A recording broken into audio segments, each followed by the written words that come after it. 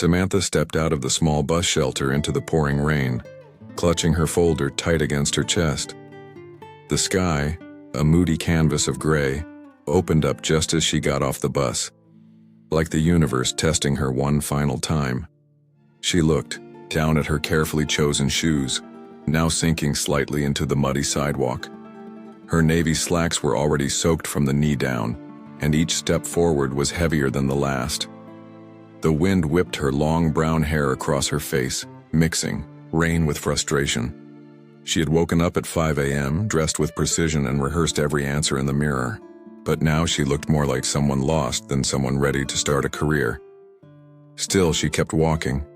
Every step through the thick, wet sludge made her legs tremble. She thought of turning back. She could go home, try again some other day, maybe email an apology. But no. This job meant more than just a paycheck. It meant finally stepping out of her parents' small basement apartment. It meant groceries without counting every cent. It meant a real shot. Her phone buzzed. A reminder. Interview in 20 minutes. She had a 15-minute walk ahead, longer now with this weather. Her pace quickened. A car sped past, splashing a wave of dirty water over her legs. She gasped, froze, and then laughed. The kind of laugh you let out when you have nothing left to lose. Because she had already made the decision. Soaked, shivering, and caked in mud, Samantha kept walking, toward the glass towers in the distance, toward the unknown. She didn't look like a perfect candidate anymore. But maybe, just maybe, she looked like something more. Someone who wouldn't quit. She reached the crosswalk, breath heavy, shoes sloshing with every step. Cars rushed by, splattering more grime onto her already ruined clothes. Her hands trembled from the cold, but she held onto her folder like a lifeline. People passed her without a glance. Umbrellas overhead, clean shoes clicking against the pavement. Samantha felt like an outsider in a world too fast to care. As she stepped off the curb, her foot slipped on the slick pavement. She stumbled forward, nearly falling face first into the street. A loud horn blared and she scrambled back just in time. Her heart raced. Tears burned her eyes, not just from fear, but from frustration. Why did everything have to be this hard? She looked around, expecting someone to offer help, but most people walked on, eyes down, avoiding the mess of a woman she had become. Then, from the corner of her eye, she saw him, an old man standing under a tattered umbrella, holding a paper bag of groceries. He looked at her, not with pity but with warmth. Without a word, he stepped toward her, pulled a clean handkerchief from his coat and offered it. She hesitated, then took it with a quiet, "Thank you." "You all right, miss?" he asked, voice gentle. "I have an interview," she said, barely able to meet his eyes. "I can't be late." He gave a small chuckle. "Well, you're already doing better than most. You didn't give up." Those simple words landed deeper than he knew.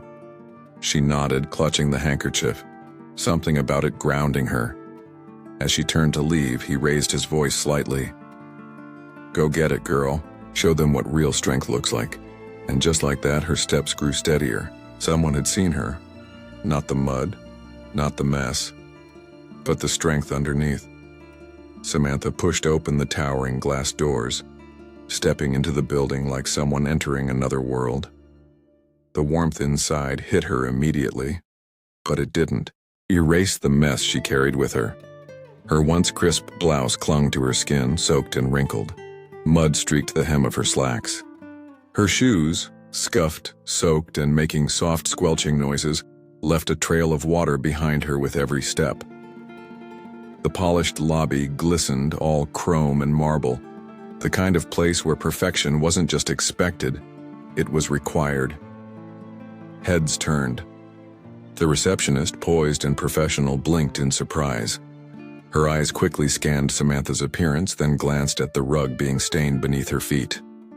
On the sleek leather benches near the windows, Two sharply dressed candidates looked up from their phones. One raised an eyebrow.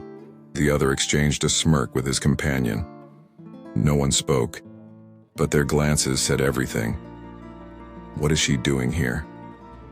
Samantha felt their eyes crawling over her like cold hands, but she kept moving. She tightened her grip on her folder, the corners softened by the rain, and approached the front desk. "Samantha Lee," she said, her voice calm despite the chaos inside her. "I'm here for the 9 a.m. interview." The receptionist hesitated, then forced a polite smile. "Yes, of course, please have a seat." She gestured toward the waiting area. Samantha nodded and sat, separated, soaked, but still present. Minutes passed. Then a tall man in a tailored suit appeared, clipboard in hand. "Samantha Lee?" he called. She stood. He paused when he saw her. Just a beat longer than necessary. There was no ridicule in his eyes, just curiosity. "You're here for the interview?" he asked. "Yes," she replied simply. "I wouldn't miss it for anything." And she meant it. The conference room was sleek and silent, walls of glass, revealing a panoramic view of the rain-soaked city outside. Samantha sat across from the interviewer, trying not to shiver in her damp clothes. Her folder, though a little bent and wet at the edges, sat perfectly centered on the table in front of her.